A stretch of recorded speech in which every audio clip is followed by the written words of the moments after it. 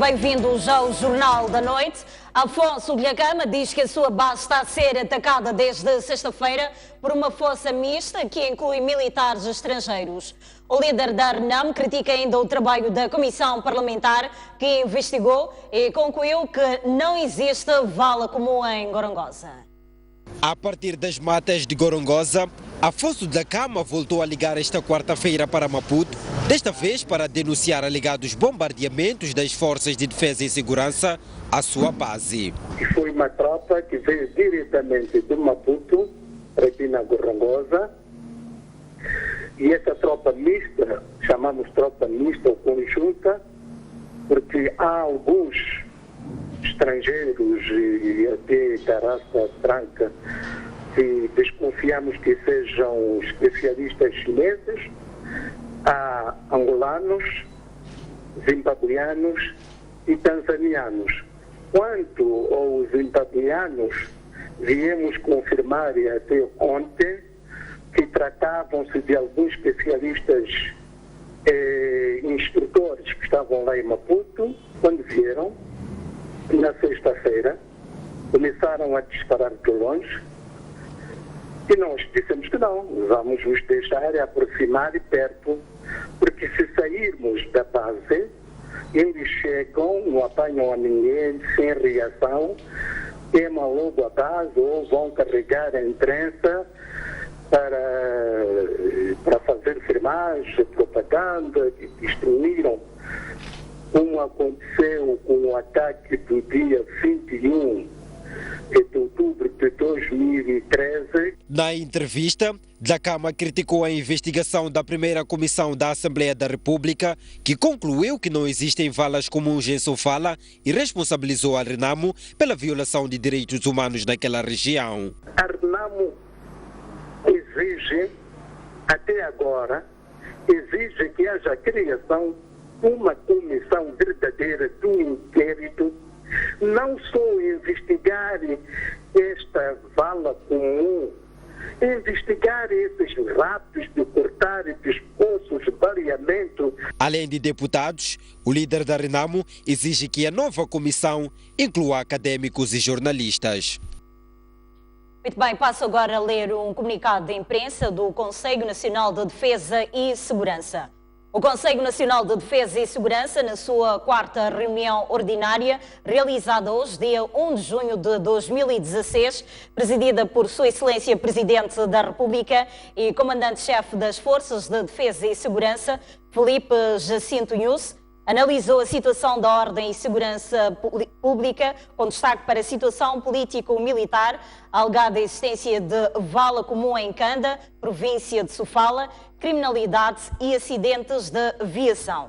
Quanto à situação político-militar, o Conselho constatou a persistência de ataques armados perpetrados pela RENAM contra alvos civis e das Forças de Defesa e Segurança, de que resultam vítimas humanas e avultados danos materiais. O Conselho Nacional de Defesa e Segurança apreciou a constituição, funcionamento e os progressos alcançados pela Comissão Mista de Preparação do Diálogo Político entre o Presidente da República e o líder da RENAMO no quadro dos esforços para a preservação da paz e unidade nacional. Ainda nesta reunião, o Conselho apreciou, ou melhor, pronunciou-se no sentido da Comissão Mista empenhar-se de forma célere com vista à concretização do encontro entre o Presidente da República e o líder da RENAMO. Por outro lado, o órgão insta a RENAMO para que cesse imediatamente com os ataques armados, por forma a que se normalize a situação da ordem, segurança e tranquilidade públicas, bem como permitir a livre circulação de pessoas e bens. O Conselho Nacional de Defesa e Segurança apreciou a total disponibilidade de Sua Excelência Presidente da República para o encontro imediato com o líder da RENAMO. Quanto à alegada existência de vala comum em Canda, o Conselho encoraja aos órgãos competentes a prosseguirem com as suas investigações até ao esclarecimento do assunto. Continuamos a olhar as notícias. Os deputados da Assembleia da República que estão a fazer a escutação de diversas entidades em Sofala sobre a existência ou não de uma suposta vala comum na região de Canda não escalaram o local onde foram encontrados mais de uma dezena de corpos em avançado estado de decomposição. Os deputados da Assembleia da República que fazem parte da Comissão dos Assuntos Constitucionais, Direitos Humanos e da Legalidade e que escalaram no princípio da tarde desta terça-feira a região de Canda, na província de Sofala, a fim de se inteirar sobre a existência de uma suposta vala comum com cerca de 120 corpos, não chegou ao local onde a nossa equipa de reportagem e de outros órgãos de informação escalaram no passado dia 3 de maio e registrou a presença de mais de uma dezena de corpos espalhados pelas matas e debaixo de uma ponte ao longo da Estrada Nacional número 1 e que viriam posteriormente a serem enterrados, fato referenciado também pelo rego da região de Canda nesta terça-feira. Até eu assustei quando ouvi isto. Os jornalistas saíram aqui a pé até lá. Eles conhecem os jornalistas. Ao regresso dali não falou nada. Eles viram alguma coisa aí. Apesar do local onde foram achados os corpos estar localizado a menos de 3 km deste local, os membros da comissão não atravessaram esta ponte, alegando que a outra margem pertence ao distrito de Macossa, província de Manica, onde a comissão garantiu que irá trabalhar a partir do próximo sábado. Nós temos trabalhado também na província de Manica, tendo em conta que dos relatos a que tivemos acesso, para além de Canda, apontava-se também situações de presumível existência de valas comuns, também na província de Manica, e de presumíveis situações de violação dos direitos humanos. Então, hoje trabalhamos em Canda, concluímos esta fase, mas vamos iniciar uma nova etapa já de trabalho do lado da província de Manica. A Agência Portuguesa de Notícias não vê necessidade de corrigir o trabalho que fez sobre a existência de vala comum com mais de 100 corpos em Gorongosa. A Lusa justifica que o trabalho seguiu princípios da verdade e ética jornalística e lamenta que as declarações do seu delegado feitas na Assembleia da República estejam a ser deturpadas. Numa nota dirigida aos clientes, a direção de informação da Lusa reafirma todas as notícias que publicou sobre a existência de vala comum em Sofala. No dia 28 de abril, a Lusa noticiou a existência de uma vala comum com mais de 100 corpos na Serra da Gorongosa, no centro de Moçambique, denunciada por camponeses. A agência recolheu vários testemunhos de camponeses que frequentam a região e contactou com autoridades oficiais, nomeadamente a administração do distrito da Gorongosa e a Polícia da República de Moçambique. Vários sites associaram ao texto desta notícia uma fotografia de valas comuns que não dizia respeito a Moçambique. Esta foto não foi divulgada pela Lusa e a Lusa não tem qualquer responsabilidade na sua difusão. 3 dias depois, a agência voltou a abordar o assunto, desta vez fazendo acompanhar o texto com fotos de corpos abandonados no mato. No dia 1 de maio, a Lusa, com outros 2 órgãos de comunicação social, Deutsche Welle e Rádio Comunitária da Gorongosa, localizou e documentou fotograficamente 15 corpos abandonados no mato em 2 locais entre os distritos de Macossa e Gorongosa, nas proximidades da localização apontada na primeira notícia. Fotos destes cadáveres foram distribuídas pela Lusa aos seus clientes, em simultâneo com a divulgação da respectiva notícia. Já a 27 de maio, a Comissão dos Assuntos Constitucionais, Direitos Humanos e Legalidade convocou o delegado da Lusa em Moçambique, Henrique Botequilha, para prestar declarações no mesmo dia. A Lusa respondeu a todas as questões colocadas ao longo de quase 1 hora de sessão, recusando revelar as suas fontes de informação que solicitaram anonimato, tal como determinam o Código Deontológico dos Jornalistas e várias recomendações internacionais adotadas, nomeadamente pela União Europeia e pela União Africana. A mesma comissão do Parlamento convocou André Catoeira, colaborador da Lusa no centro de Moçambique. O jornalista respondeu às questões colocadas pelos deputados no dia 30 de maio e afirmou ser impossível aceitar o convite para os guiar ao local da vala comum referida na notícia de 28 de abril. Essa diligência, a verificar-se, obrigaria a recorrer e a identificar as fontes que conhecem o local e pediram o anonimato. A agência portuguesa faz notar que não foi o único órgão a anunciar sobre a descoberta de valas comuns e cita Deutsche Welle, Al Jazeera, STV, Jornal O País e Semanário Savana. A Lusa considera que todos os esclarecimentos públicos sobre o noticiário que produziu sobre o assunto foram prestados em sede de comissão parlamentar, quer pelo seu delegado, quer pelo seu colaborador, não resultando daqui qualquer alteração ou necessidade de correção ao trabalho realizado, pautado pelos princípios do rigor, da verdade e ética jornalística. Por fim, a agência lamenta que as declarações prestadas pelo seu delegado em Maputo, no Parlamento, tenham sido deturpadas por vários órgãos de comunicação social. A empresa Aeroportos de Moçambique diz que a variação cambial e a baixa produção das mineradoras no centro e norte do país foram uma das principais causas que levaram a que a empresa tivesse prejuízos no ano passado. A informação foi avançada esta quarta-feira durante o encontro de balanço em Maputo. Na reunião nacional de balanço das atividades de 2015 e perspectivas para 2016, o presidente do Conselho de Administração dos Aeroportos de Moçambique, Emanuel Chaves, justificou que a conjuntura econômica mundial foi responsável pelos prejuízos registrados pela instituição no ano passado. Sendo a empresa Aeroportos uma empresa que trabalha com companhias aéreas estrangeiras, tem grande sensibilidade quando há variação cambial. E o que nós conseguimos no ano passado é alcançar um lucro operacional, mas por causa das diferenças cambiais e o seu impacto, tivemos prejuízos, e esses prejuízos não são resultados do desempenho da gestão, mas são resultados da conjuntura.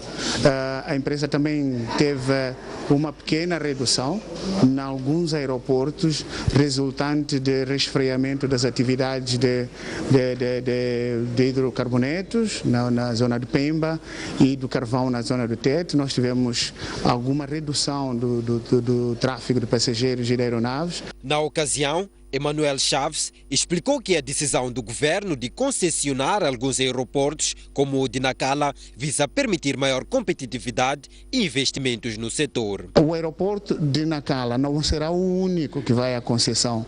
Vão também ser concessionados os aeroportos de Inhambane, Ponta do Ouro, Belém, Mocimboa da Praia, Lumbo. Então, esses aeroportos todos vão à concessão. Alguns para poder permitir que haja investimento por privados, porque a empresa Aeroportos já tem uma história de endividamento que agora precisa gerir aquilo que onde já investiu.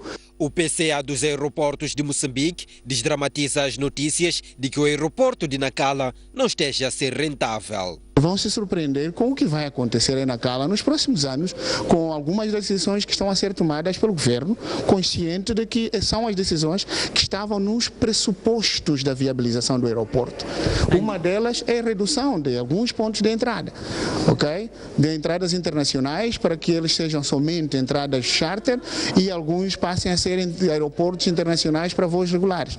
Esta medida vai já por si trazer grandes mudanças no aeroporto de Nacala.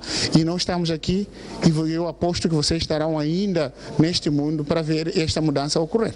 Para resolver o problema de alguns passageiros que são obrigados a viajar de carro de Nacala para a cidade de Nampula, os aeroportos de Moçambique garantem estar em manga um projeto para o aumento de frequência de voos naquele aeroporto. Os aeroportos de Moçambique pretendem reestruturar a dívida de 500 milhões de dólares que a empresa investiu nos últimos 7 anos nos aeroportos de Mavalane, Nacala, Pemba e também outros empreendimentos ao longo do país para garantir maior sustentabilidade no negócio. Já apresentamos ao governo quais são as soluções. Nós só precisamos reestruturar a nossa dívida e sem criar nenhum custo adicional ao governo moçambicano nem às finanças públicas, porque a nossa dívida é uma dívida com garantia soberana. É só converter estas garantias soberanas para um outro financiador que possivelmente poderá comprar a dívida que nós já temos e possamos aumentar o período de carência e possa permitir que tenhamos um período para nos organizar melhor para as fases seguintes de serviço de dívida. É só isto que, com isto, a empresa volta a ser lucrativa, a empresa volta a ter problema de reduzir a sua dificuldade financeira e começar a dar dividendos ao Estado, o que o Estado precisa neste momento, porque ao criar as empresas participadas e públicas, visava que essas empresas pudessem contribuir para o erário público. Chegar à ilha de Inhaca e Maputo é um autêntico desafio. Os passageiros são obrigados a terminarem o resto do percurso em pequenas embarcações que não oferecem o mínimo de segurança. A CV testemunhou uma cena em que uma mulher caiu na água numa dessas embarcações. 8h30 da manhã.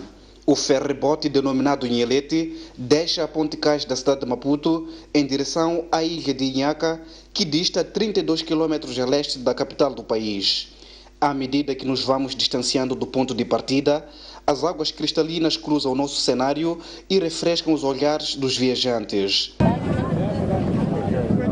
Ao fim de pouco mais de 3 horas, a paisagem anuncia a aproximação a uma das ilhas de referência turística na Baía de Maputo e, ao mesmo tempo, começa a aflição para quem não está acostumado a aventuras no mar. É que a viagem neste ferrybote termina pouco antes da parte costeira da ilha e os passageiros são obrigados a fazerem o resto do percurso em pequenas embarcações que nos lembram a penosa travessia de imigrantes no mar Mediterrâneo.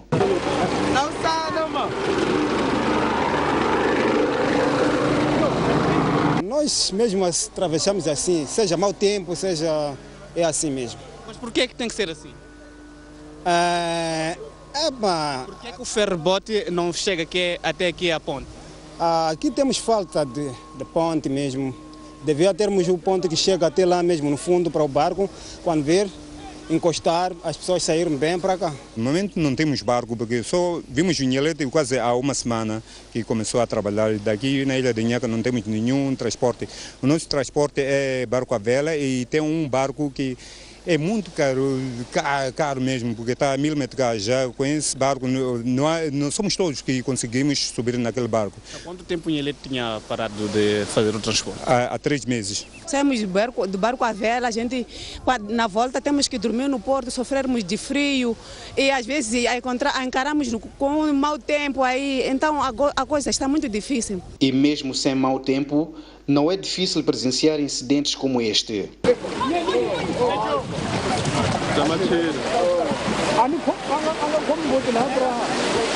E o grande problema é que a embarcação que faz a ligação entre a cidade de Maputo e aqui a Inhaca não consegue atracar na ponte que faz nosso cenário. Tudo porque nesta zona formou-se um banco de areia que não permite a atracagem de embarcações com aquele calado. É preciso estudar a consistência das estruturas daquela ponte e para definir se efetivamente avança-se com a reabilitação ou então pode-se dizer que não, o estado de deterioração é de tal forma avançado que tem que se fazer um trabalho de raiz. Ou ainda pode-se acrescentar uma ponte móvel que permita que os barcos até de maior porte atraquem a uma certa distância. É um assunto que requer indivíduos com alguma perícia e é esta atividade que queremos fazer neste ano 2016. Esta quinta-feira, o Presidente da República escala esta ilha para uma visita de trabalho.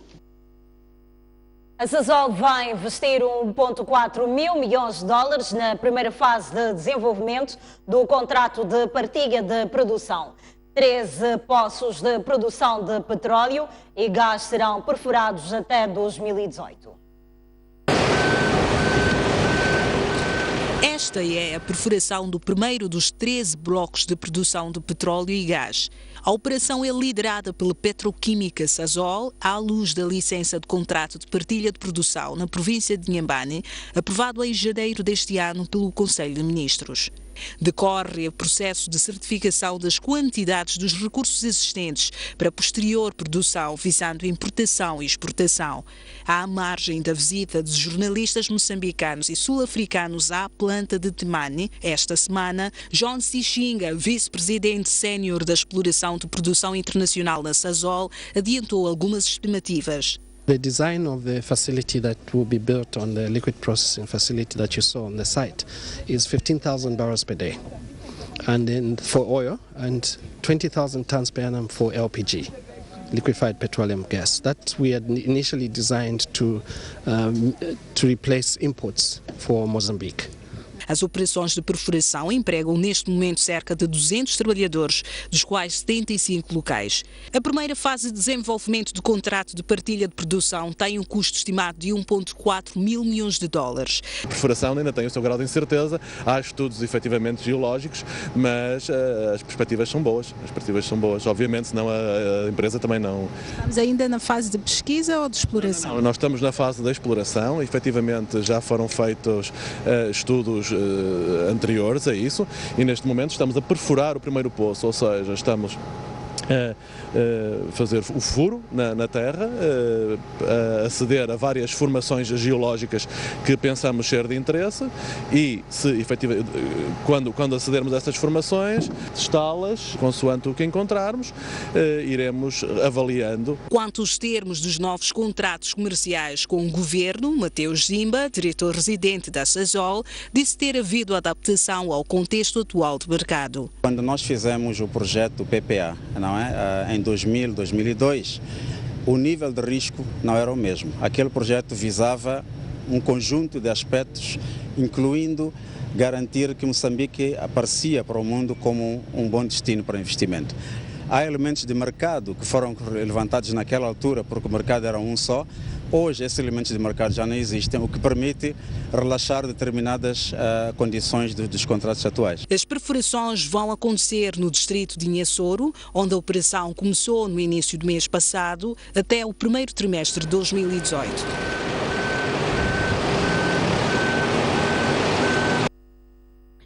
Muito bem, vamos agora observar um breve intervalo e a segunda parte do Jornal da Noite será dedicado ao Dia Internacional da Criança. Mas antes passamos a olhar a previsão do estado de tempo para as próximas 24 horas. Para a zona sul do país, prevê-se uma temperatura máxima de 27 graus para Maputo e uma mínima de 18 graus. 26 graus de máxima para Xai-Xai e uma temperatura mínima de 19 graus. Para Inhambane está previsto uma máxima de 27 graus e uma temperatura mínima de 17 graus. Para o centro do país, para esta quinta-feira, Beira poderá registrar uma temperatura máxima de 27 graus e uma mínima de 18 graus. 24 graus de máxima para Chimoio e uma temperatura mínima de 12 graus. Para Tete está previsto uma máxima de 30 graus e uma temperatura mínima de 19 graus. 29 graus de máxima para Quilimane e uma temperatura mínima de 16 graus. E por final, para o norte do país, Nampula poderá registrar uma temperatura máxima de 27 graus e uma mínima de 17 graus. 29 graus de máxima para Pemba e uma temperatura mínima de 19 graus. E por final, para Lixinga, está prevista uma temperatura máxima de 22 graus e uma mínima de 11 graus.